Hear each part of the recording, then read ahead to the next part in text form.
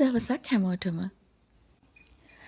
ඔන්න අද අපි ආවේ ඇල්ලට ව්ලොග් නම්බර් 2 වලින්. ඉතින් කාලෙක ඉඳන් ඇල්ල බලන්න යන්න ඕනේ.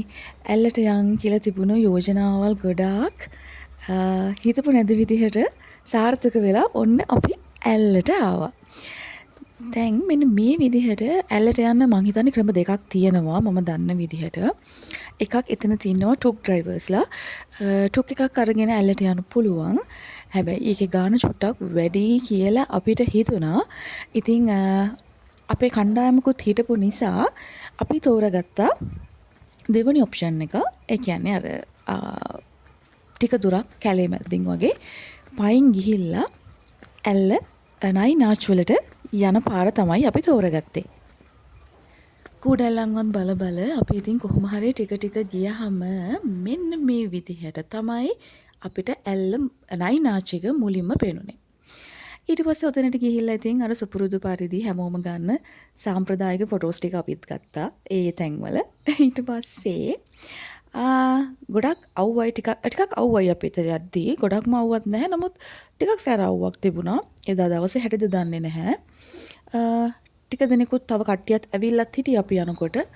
ඉතින් මේ වගේ චූටි ඩීටේල්ස් ටිකකුත් මම ෆොටෝස් ගත්තා.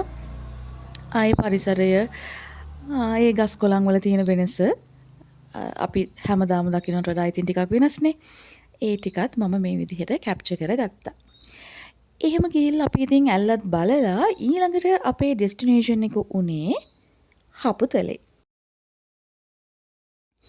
මෙන්න මේ වගේ තේවතු මැද්දෙන් කඳු පාරවල් වලින් එනකොට මට අර දැකලා පුරුදු පොඩි ඔය ෆිල්ම්ස් වල එහෙම තියෙන පොඩි ෂොට් එකක් මතක් වුණා. අර කොළ පාට තේවතු මැද්දෙන් රතු පාට ලංගම බස් එකක් එනවා. ඉතින් මට නම් ලංගම බස් එකක් හම්බුන්නේ නැහැ. මට හම්බුනේ රතු පාට ත්‍රී වීල් එකක්. ඒත් කමක් නැහැ. ඒකත් ලස්සනයි.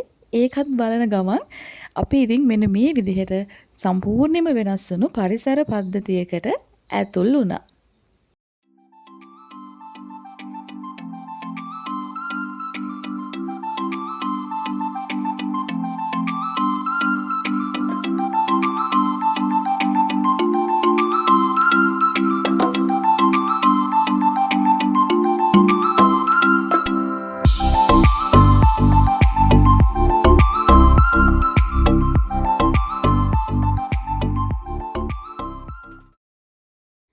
මෙන්න මේ හරියදී නම් මට හිතුණා මේ කරන්ට් කම්බි මීට වඩා වෙනස් විදිහකට යවන්න ක්‍රමයක් නැද්ද කියලා ඇත්තටම.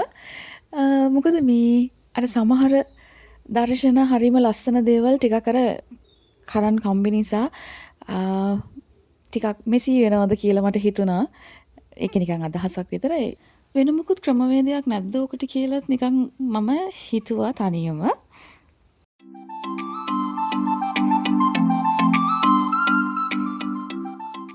ඉතින් ටික අපි මේ ලං වෙන්නේ අපේ ඩෙස්ටිනේෂන් එකට. අපි දැන් යන්නේ හපුතලේ ඇඩිෂම් බංග්ලෝ එකට. මෙන්න මේ හරිය දකිද්දී නම් මට හිතුණා වැස්ස වෙලාවට මේ කඳු පන්තිය කොහොම ඇද්ද කියලා. වැස්ස වෙලාවටත් ගොඩක් ලස්සන ඇති.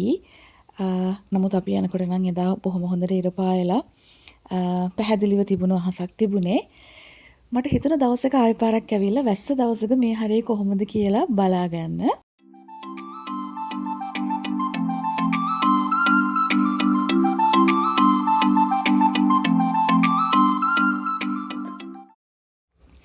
මිස්ට් එක කියලා කියන්නේ මම මාරම ආස දෙයක්.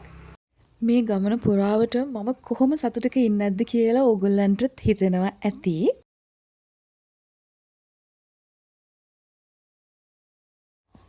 හරි. ඔන්න අපි දැන් අපේ ඩෙස්ටිනේෂන් එකට ආවා.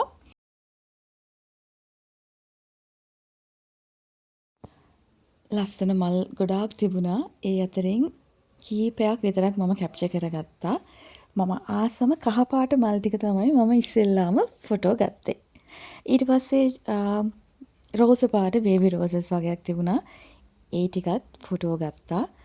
ඊට අමතරව මට ලස්සනයි කියලා හිතුණ ගාඩන් එකේ තිබුණු පුංචි තැන් ටිකකුත් ෆොටෝ ගත්තා. මම ඒවත් මේකට ඇඩ් කළා.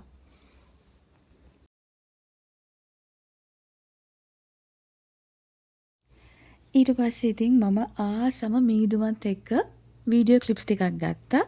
ඇත්තට මම YouTube කරනවා කියලා හිතාගෙන ගත්තේව නෙවෙයි. හැබැයි ඉතින් තිබුණ විදිහට මම ඒකත් මේකට ඇඩ් කරා. මගේ ආසම පාට් එක තමයි මේක. මීදුම මගේ ළඟටම එනවා. මම ඉතින් ඒක මේ විදිහට වීඩියෝ කරගත්තා. ඔන්න මෙන්න මෙතන තමයි මම ආසම ඊළඟ තැන.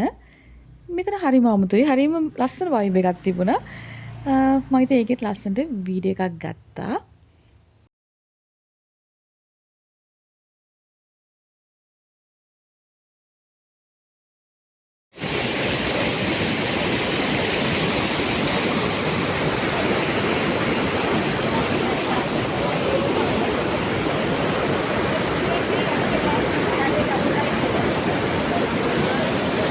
ඔන්න ඉතින් මේ ආවේ අපේ අන්තිම ඩෙස්ටිනේෂන් එකට. පහන්තුඩාව ඇල්ලට තමයි අපි මේ ආවේ. මං හිතන්නේ පහන්තුඩාව ඇල්ලේ කොටසක්. අපි මෙතනෙන් තමයි ඊට පස්සේ නෑවා නාලා එතනම තිබිච්ච කඩෙන් කෑම කාලා අපි ආපහු එන්න පිටත් වුණා. මේ එතනදී මම ගත්ත ෂොට්ස් වගේක්.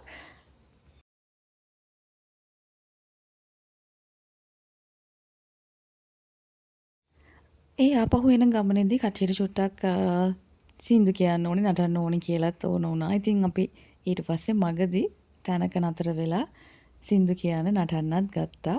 මේ ඉතින් අපේ කට්ටිය එන්ජොයි කරනවා. එහෙනම් ගෙයින් එන්නම්. බයි.